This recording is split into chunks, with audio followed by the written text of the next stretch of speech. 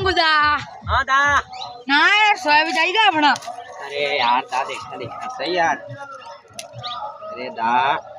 soybean का साई का देखना ये सोयाबीन आएगा यार पर नेल के कहीं सरकार ने भाव नहीं बढ़ाया यार 6000 से आगे नहीं ले रहा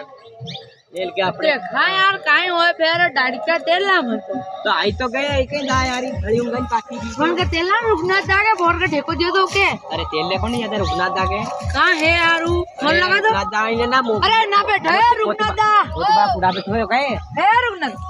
आई जा रुकना दा हां तो सोयाबीन काटना अपना कतरा ठेको ले अपना कतरा ठेको लगा यार 10,000 को या है अरे तुम्हारे 5 साल हो गए यार काटते टाइम कम आ गया यार दा कम खैरा सी बात यार थोड़ा सही दे दो 7,000 दे जा थोड़ा सा दे दीजिए चलो दे देंगे अपन लड़का तो मंगाड़ो यार ज्यादा मंगाड़ो चलो लड़का अपने खेत ही लगे था अरे बुलाओ यार लड़का उनका आज ना ना बे आज नहीं मंडी करांगे हम ओ पिंडोड़ा आया लड़का आ जाओ लड़का कौन लड़का बोले घंटा मिलता थी आधे घंटा मिलता है 7-15 के था ठीक है